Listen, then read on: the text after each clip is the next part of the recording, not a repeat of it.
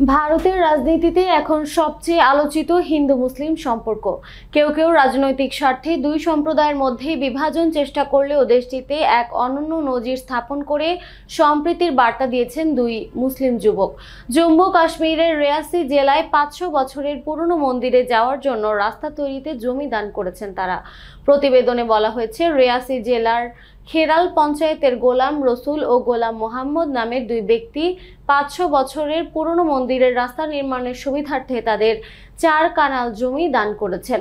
এই জমির আনুমানিক মূল্য ভারতীয় মুদ্রায় 1 কোটি রুপির বেশি। লোকসভা ভোটে আসন জিততে মরিয়া এক শ্রেণীর নেতা যখন ভারতে ধর্মীয় মেরুকরণ করতে চাইছেন, ঠিক তখনই সম্প্রীতির এই অনন্য নজির স্থাপন করেছেন তারা। রিয়াসির জেলা প্রশাসক বিশেষ পাল মহাজন বলেন, এইভাবে সমাজকে সম্পূর্ণ সম্প্রীতির দিকে পরিচালনার নেতৃত্ব দেওয়া উচিত। জমির বিষয়ে আমি বিস্তারিত চেয়েছি। মন্দিরের রাস্তা নির্মাণ নিশ্চিত করতে প্রশাসন তহবিল সরবরাহ করবে।